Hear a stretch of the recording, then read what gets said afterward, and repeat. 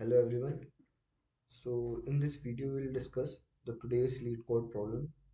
Widest vertical area between 2 point containing no point. Basically question क्या कह रहा है, हमें एक एरे गिवन है. डायरेक्ट डिस्क्रिप्शन पे जंप करते हैं क्वेश्चन के. हमारे पास n पॉइंट्स गिवन है 2D वर्टिकल प्लेन में. 2D वर्टिकल प्लेन बेसिकली क्या होता है, जैसा हमने पढ़ा होगा जब हम 9th 10th में होंगे. 2D वर्टिकल प्लेन वो वाला प्लेन होता है जिसमें सिर्फ दो एक्सिस हो, एक्स एक्सिस और वाई एक्सिस. ठीक है. और 3D वर्टिकल प्लेन बोलते तो यहाँ पे एक जेड एक्सिस भी आ जाती है. तो 2D की बात करें तो 2D वर्टिकल प्लेन में हमें क्या गिवन है, बेसिकली सर्टेन पॉइंट्स गिवन है एरे की फॉर्म में. ठीक है. अब एक पॉइंट क्या बताता है, एक्स एक्सिस और वाई एक्सिस पे एक particular point. We have to return the widest vertical area between two points such that no points are inside the area. अब बेसिकली क्या कह रहा है, सर्टेन पॉइंट्स होंगे यहाँ पे डिफरेंट पॉइंट्स होंगे. तो ये मुझसे कह रहा है कि मेरे पास डिफरेंट पॉइंट्स है, मुझे चाहिए इनका widest vertical area. Widest vertical area मतलब ये कह रहा है कि दो पॉइंट के बीच में जो वाइडेस्ट एरिया हो, ये वाला, ये मुझे दे दो कि लेट सपोज इसके बीच में दो होगा, इन दोनों पॉइंट्स के बीच में तीन होगा, और इन दोनों पॉइंट्स के बीच में लेट सपोज एक है. तो वाइडेस्ट क्या हुआ, तीन. ये तीन मुझे रिटर्न कर दो. और इसने एक बात और स्पेसिफाई करी है कि दो पॉइंट्स के बीच में तीसरा, मतलब उसके बीच में कोई पॉइंट होना नहीं चाहिए. अगर पॉइंट होता है तो वो हम कंसिडर नहीं करेंगे. वाइडेस्ट वर्टिकल एरिया चाहिए between two point such that no points are inside the area. ठीक है. बात सिंपल है. The vertical area vertical the vertical area is a area of fixed width extended infinitely along y axis. जो चीज मैंने यहाँ पे एक्सप्लेन करी है वही वाली चीज है, उसको बस थोड़ा सा और इलेबोरेट करके बताया हुआ है. Note that points on the edge of the vertical area are not considered including in the area. वो तो हम देख लेंगे. ठीक है.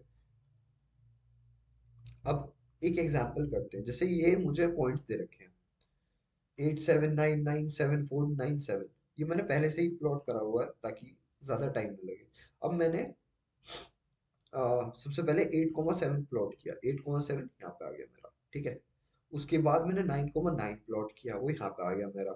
7,4 प्लॉट किया, उसके बाद 9,7 प्लॉट किया, वो यहाँ पे आ गया.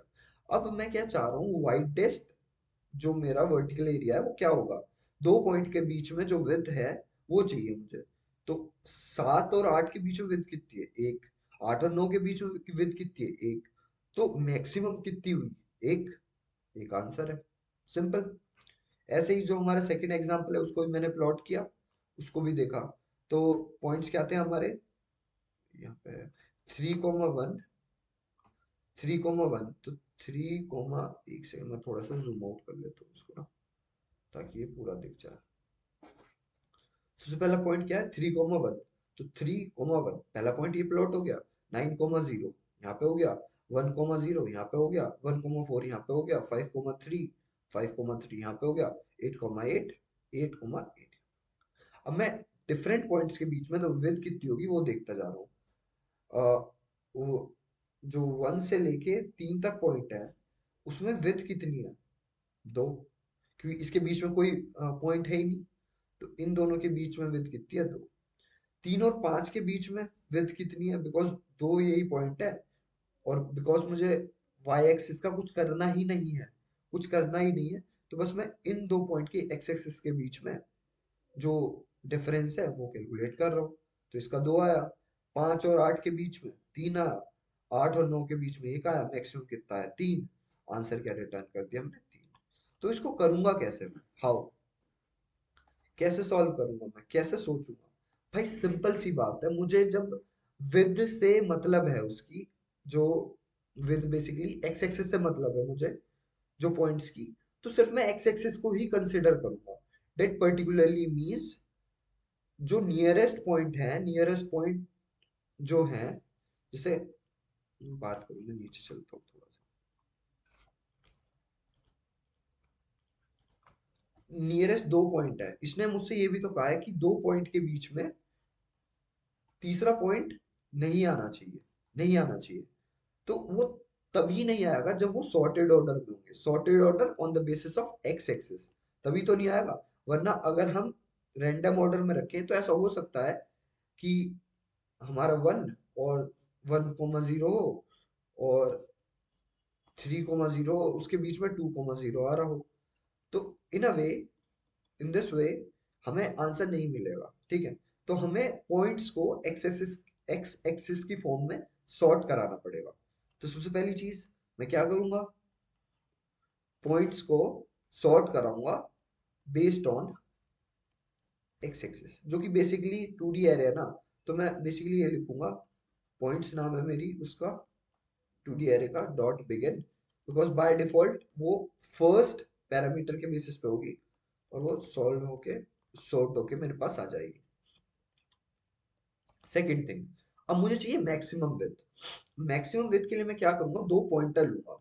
दो पॉइंटर क्यों चाहिए, दो पॉइंटर इसलिए चाहिए, अब मेरी पॉइंट्स एरे को वो करने के लिए, ट्रेवर्स करने के लिए ये काम आएंगे।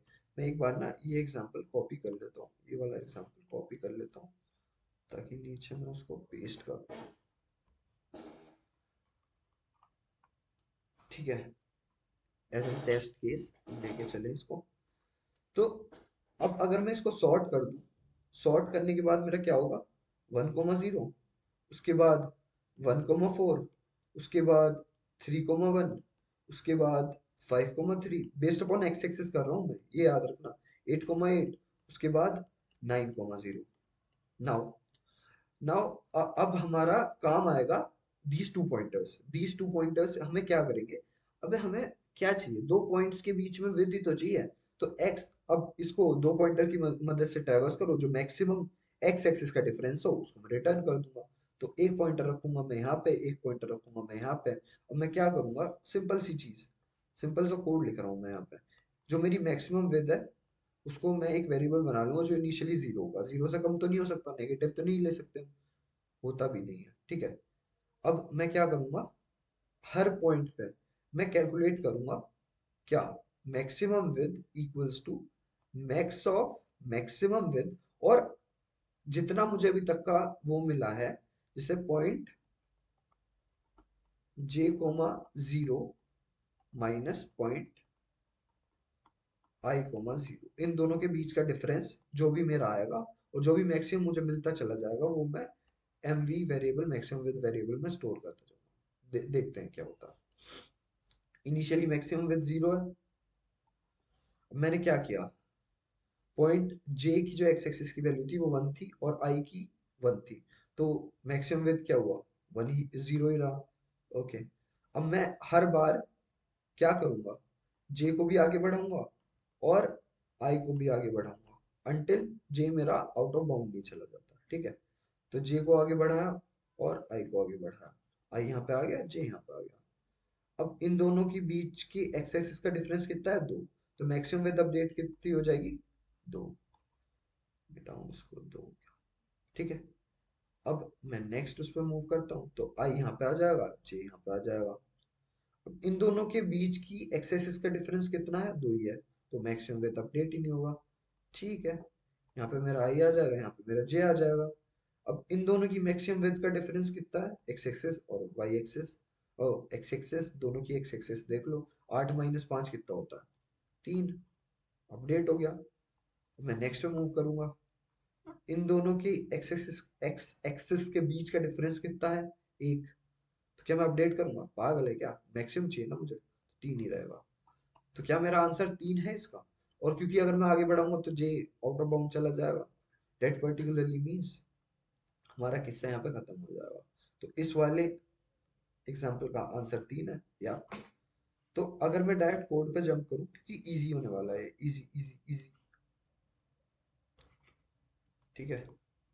मैंने सिंपल सी चीज करी, मैंने अपनी पॉइंट्स एरे को सॉर्ट कर दिया based upon the x axis. मैं इसको थोड़ा सा जूम इन कर लूँ ताकि तुम्हें भी दिखे और मुझे भी अच्छे से दिखे।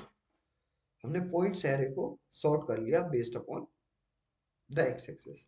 अब मैंने दो पॉइंटर लिए और एक मैक्सी वेरिएबल लिया ताकि मैक्सिमम विड्थ रिटर्न कर सकूं। जब तक मेरा जो पॉइंट है जे वाला, क्योंकि मैं 1 से स्टार्ट कर रहा हूँ, तो वो लास्ट मतलब पहले पहुंचेगा, क्या कहते हैं, एरे की लास्ट इंडेक्स पे।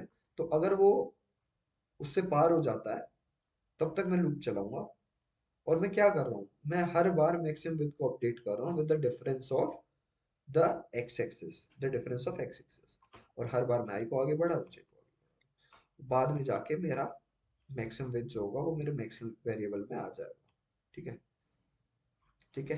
तो हमारे जो पहला टेस्ट केस था वो तो चल गया था, वो तो सिंपल सा था। दूसरा देखते हैं जो हमने किया, हाँ वो भी चल गया। तो अगर हम सबमिट करें इसको तो होना चाहिए एक्सेप्ट,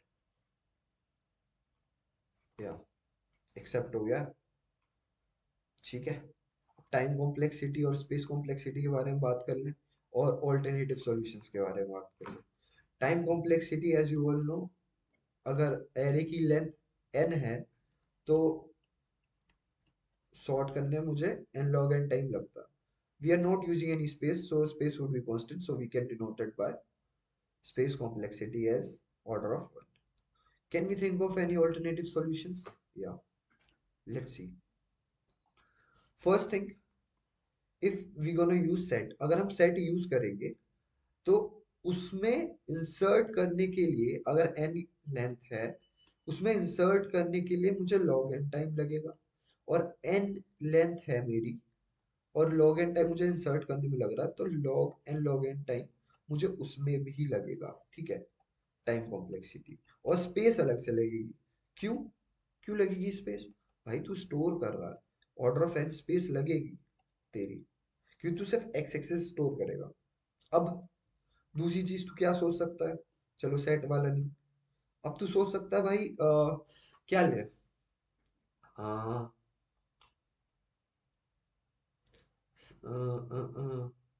सॉर्ट, सॉर्टिंग के लिए और क्या यूज होता है हमारा, हम as an max heap use कर सकते हैं, कोई भी हीप यूज कर सकते हैं, हीप यूज करें हम।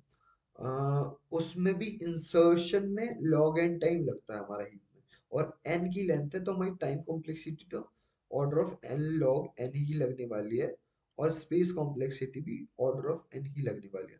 बिकॉज कर तो सकते हैं, पहला मैक्स हीप से पहला पहला एलिमेंट निकाला, फिर दूसरा मैक्स एलिमेंट निकाला, उन दोनों के बीच का डिफरेंस ले लिया। ठीक है, ये भी कर सकते हैं, बट इंसर्शन में टाइम। तो आई वुड से कि सॉर्टिंग वाली अप्रोच हमारी बेटर है, सिर्फ टाइम लग रहा है एन लॉग एन, और स्पेस कॉम्प्लेक्सिटी हमारी कांस्टेंट है। ठीक है, so this is a solution to the problem, the widest vertical area between 2 points containing no points. So I would say बहुत इजी प्रॉब्लम था ये। ठीक है, बाकी कोई दिक्कत हो तो तुम मुझे पिन कर सकते हो कहीं भी, लिंक्डइन या इंस्टाग्राम। बाकी मिलते हैं नेक्स्ट वीडियो में कल सुबह। और अगर वीडियो पसंद आई तो you can like it and you can subscribe to the channel. Tata.